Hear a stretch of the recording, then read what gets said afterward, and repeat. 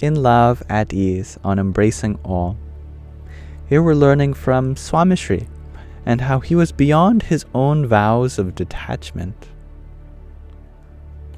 Swamishri reminded his disciples that he was a bhakta and a sadhu, a devotee and a monk before he was a guru or a social reformer. In line with the traditions of the Swaminarayan Sampradaya's monastic order, which he is a part of, Pramukh Swami Maharaj meticulously followed vows of nisneh, nirlobh, and nishkam, detachment from kin, wealth, and celibacy. This sense of distance is not inspired by disrespect or disregard, but by spiritual discipline or duty. It is to accept and respect by submitting to a greater cause. Renouncing one's family is seen as a way of embracing the entire world as one's family. Not accruing or gathering personal wealth is seen as a way of adopting simplicity and the means provided by the divine. Limiting one's intimate interactions with others is seen as a means of focusing on the divine and avoiding material and physical distractions. This form of detachment and celibacy have their roots in earlier Hindu and Buddhist traditions. Bhagwan Swaminarayan, who was the founder of this lineage, chose this stringent form of eightfold celibacy for his sadhus, his monks, for two reasons. First, he believed in disciplining the mind and body with celibacy in order to establish a consistent connection with the divine. That's from the Vachanamrut Gadhada 233. Second, he was reacting to a particular moment in the late 18th and early 19th century, where some religious leaders and institutions were using their elevated status in society to take advantage of women and families in Gujarat and other parts of Western India. Bhagwan Swaminarayan prescribed these vows of detachment for his sadhus so that they would never be in a position to take advantage of their spiritual authority in social settings. Pramukh Swami Maharaj has been an exemplary model of that detachment from one's kin, material objects, and wealth, and of a celibacy infused with a respect for others. He was mindful that his vows were intended to help him excel and protect others, but never to limit or marginalize them.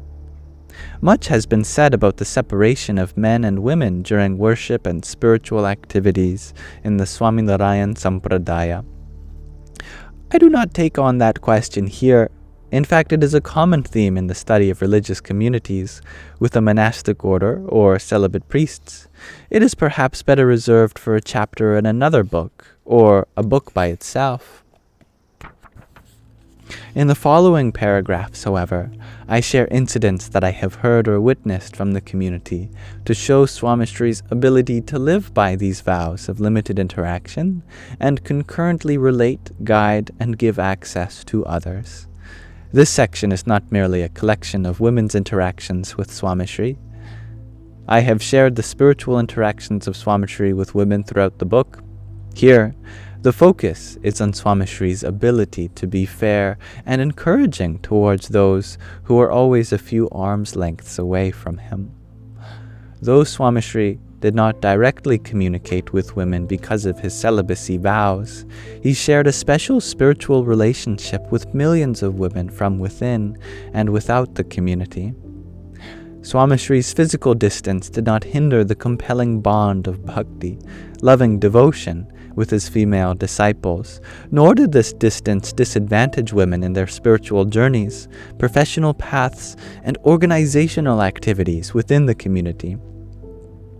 The following section illustrates the spiritual maturity and boldness of Swamishri's Bai Bhaktas, which is an honorific for female devotees, and his commitment to loving and guiding them like the sadhus and male bhaktas, while maintaining his own vows as a celibate and sadhu. Swamishri's vows informed his lifestyle, but they never infringed on others. His travel, communication, sabha, which is assembly seating, and generally all interactions were affected by his celibacy vows. He appreciated these vows as his own and not as difficulties to be accommodated by others. Swamishri knew how to uphold his vows without inconveniencing others. He did not impose the effects of his vow on others. To embrace all is to be mindful of the feelings of those with whom one has not communicated. The 2.5-hour flight from Stockholm to Manchester had passed rather uneventfully. The adventure started once Swamishri and the sadhus landed at Manchester Airport for the Murti Pratishta ceremony in Ashton, England in 1994. Prajesh Patel was fumbling through the entire group's passports while also trying to explain the sadhu's celibacy vow to a female immigration officer at the counter. She was not amused by his pleasantries or his platitudes. She wanted to keep the line moving and maintain the silence of the otherwise empty airport. The more he tried, the more frustrated the officer became. She started reading the Immigration Bureau's laws to the young man. She did not want him to interpret, nor did she want him to give her all of their passports. She wanted him to hand them their respective passports so that she could question them individually. Prajesh thought he would try one last time. Swamishri was standing a few feet away. He could sense that something was wrong. He looked at Prajesh and whispered, "Sorry." He finished the rest of that sentence in Gujarati. "Please tell her that I am sorry that my celibacy vows are causing her distress and inconvenience. That is not my intention. They are not meant to insult her, but to help me focus on my spiritual journey. I would be grateful to her if she considers your request." Swamishri again said sorry. The officer did not understand or even hear much of the sentence in Gujarati, but hearing that one word repeated twice was enough to help her understand the essence of Swamishri's comment. "Did your guru just apologize to me? I guess he can feel my annoyance in the environment. I am sorry that he felt the need to do so. Let me see if I can get another officer to help them." She zoomed away and returned with one of her colleagues. He apologized for the delay, and in no time there was slew of sorries being exchanged throughout the terminal. As Swamishri walked away from the immigration booth, he turned to Prajesh and said, "Please thank her for her cooperation, and give her prasad," which is food that was first offered to the divine, "as a token of our appreciation.